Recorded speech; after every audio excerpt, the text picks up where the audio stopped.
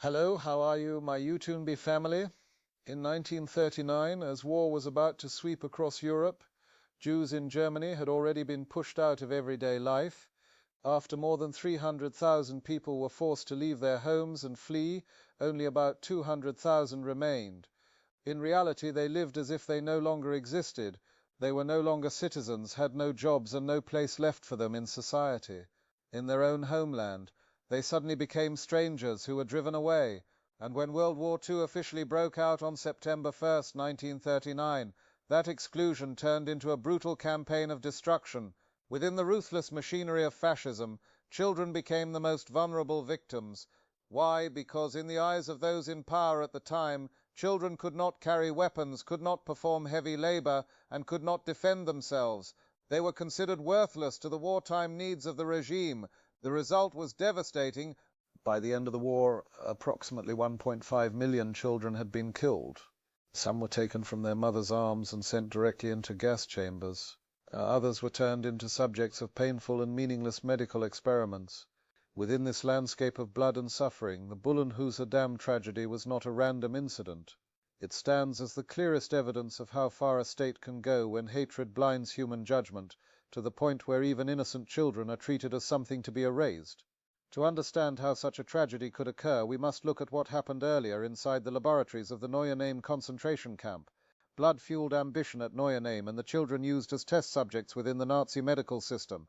Kurt Heismeyer was not a prominent figure. He had no significant research achievements, held no high academic position, and remained outside Germany's leading scientific institutions. In a regime where science was tightly bound to power and political status, that obscurity became a dangerous motivation. For Heismeyer, the war opened a path to compensate for personal failure through the most extreme means. In the spring of 1944, Heismeyer was granted permission by Ino Ling, the chief physician responsible for the entire concentration camp system, to conduct a series of secret experiments at the Neuename concentration camp. This approval demonstrates that the experiments were not the actions of a lone individual, but were carried out within a framework tolerated by the SS apparatus. Heismeyer claimed that his objective was to study the human body's response to direct exposure to tuberculosis bacteria, while also testing a so-called antidote that he himself had developed. In reality, the method rested on no solid scientific foundation. It disregarded all research standards, all safety principles, and all concepts of medical ethics. In the initial phase, Heismeyer conducted experiments on approximately 30 Polish and Soviet prisoners. The results quickly revealed failure. Most of the subjects did not survive long enough to produce any meaningful sequence of observations. For a scientist, this would have been a signal to stop. For Heismeyer, it became a reason to change his test subjects. By mid-1944, he made a new demand to use Jewish children as experimental subjects. His reasoning was based on distorted biological and racial thinking. Children were viewed as uninfected, easier to control, and more suitable for observing biological responses. In Heismeyer's view, there was no fundamental difference between Jewish children and laboratory animals. At the end of November 1944, the selection process took place at the Avitz concentration camp. It was carried out by Yosef Mangala, who was already accustomed to selecting children for deviant medical purposes. 10 boys and 10 girls between the ages of 5 and 12 were separated from the camp through a simple deceptive question: who wants to go see their mother? The 20 children came from Poland, France, the Netherlands, Italy, and Slovakia. Accompanying them were 4 female prisoners, including 1 doctor and 3 nurses assigned to care for the children during transport. The journey from Auschwitz to Noingi was carefully disguised. The convoy was recorded as a transport of patients suspected of having typhoid. Jewish identification markings were removed. The children were fed adequately and were even given chocolate and milk. This was not an act of compassion, but a tactic to deceive checkpoint inspections. Upon arrival at Neuengamme, 3 of the accompanying adults were eliminated immediately by the execution of Wilhelm Dreimann.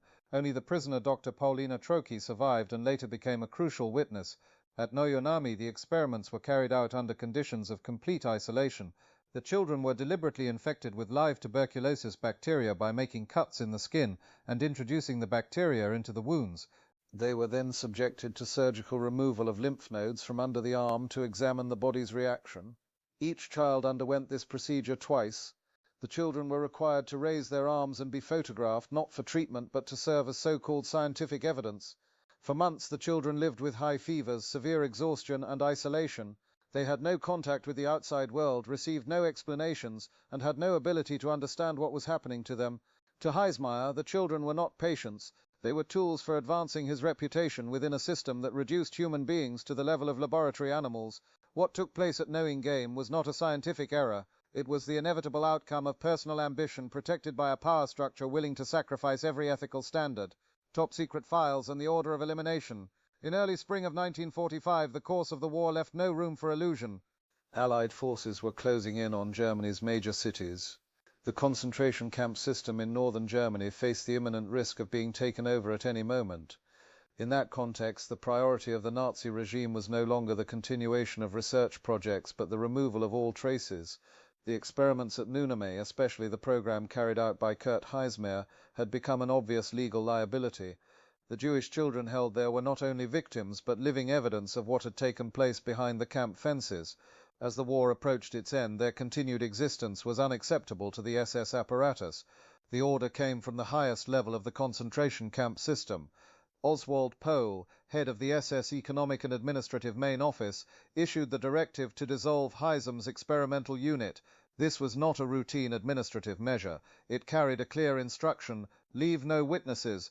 Under that order, all Jewish children being held at Knowing Game, along with those directly involved in their care and in supporting the experiments, were to be eliminated. There were no exceptions, no plans for transfer, no intention of long-term concealment. It was a definitive decision reflecting the final logic of a collapsing system. When a crime can no longer be protected, all traces of it must be destroyed. The order from Berlin was passed down to the camp level through Max Polly, the commandant of Noyon. Polly did not object, delay, or raise questions. He fully understood the meaning of the order and the consequences of allowing anyone to survive. For Polly, this was not a personal decision, but the final task to be completed before the camp was dismantled. Polly assigned the execution of the order to Alfred Trubinsky, the camp doctor directly responsible for the area where the children were held. The choice of Trubinsky was deliberate. He knew the children's condition, understood how to control and approach them without drawing attention, and more importantly had been involved in the process of concealment from the beginning. From that moment on, the fate of the 20 children was sealed. The decision was no longer hypothetical or subject to debate. It was recorded as part of the final chain of orders issued by the concentration camp system in northern Germany as the SS apparatus shifted from operation to erasure. What followed was not a spontaneous act in the chaos of war, but the direct result of a structured order, with designated responsibility, and a single objective to ensure that no one would be able to tell this story once the war ended. Deaths in the basement of the Bullenhuser school. The location chosen for the elimination was not a remote forest or an isolated prison, but a former school building on Bullenhuser Dam in the Rothenburg-Sort district of Hamburg. The building had been converted into a sub-camp of Neuengamme, situated away from public attention, yet sufficiently enclosed to allow full control. Shortly before midnight on April 20th, 1945, a truck entered the school grounds. On board were 20 Jewish children and 6 Soviet prisoners. There were no official documents and no intake records. The transfer was carried out quickly and silently as the final stage of a plan to erase evidence.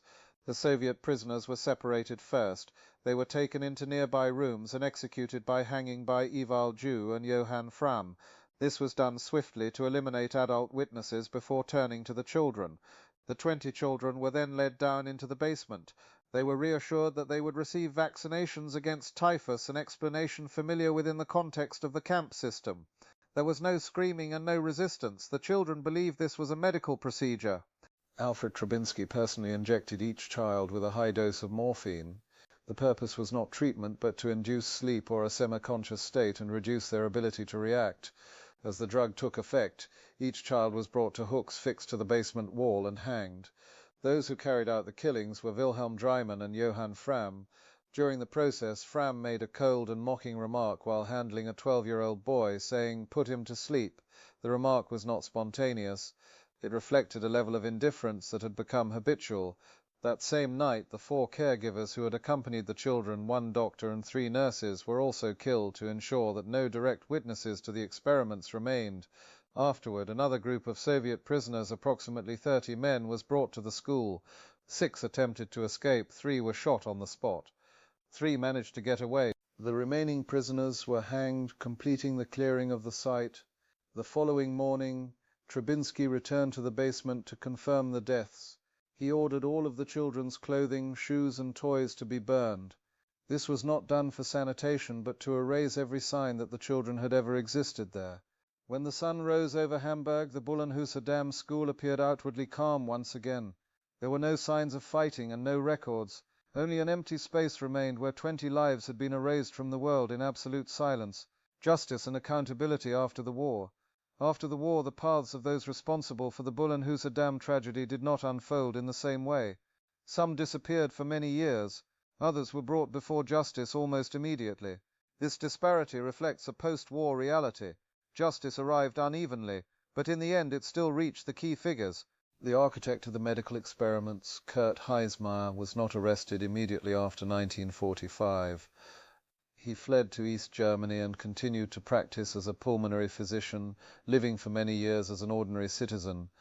It was not until 1959 that his past was exposed through investigations into medical experiments in concentration camps. In 1963, Heisem was arrested. 3 years later, in 1966, he was sentenced to life imprisonment. Throughout the investigation and trial, his attitude remained unchanged. He did not acknowledge the prisoners as complete human beings, but regarded them only as research subjects. In contrast to Heismeyer, those who directly participated in the massacre at Bullenhuser Dam were brought to trial much earlier. Beginning on March 18, 1946, the British military court in Hamburg opened proceedings concerning crimes connected to Neuengamme and its satellite camps. The central focus of the trial was the night of April 20, 1945. During the proceedings, Alfred Trosinski presented a defense that shocked the court. He claimed that if he had refused to carry out the order, the children would have died anyway, and that one could not execute children but could only murder them, and that they were only Jews. This argument was not intended to deny the act, but to justify it through the internal logic of the system he served. On May 3, 1946, the court sentenced Alfred Trubinski, Max Play, Wilhelm Dreimann and Adolf Speck to death by hanging. In July 1946, the same sentence was also imposed on Johann Frahm and Evil Jau. All of the sentences were carried out in October 1946. The executions were conducted by Albert Pierre Puat, the official British executioner in numerous war crimes cases. Until the final moments, the condemned showed no signs of remorse.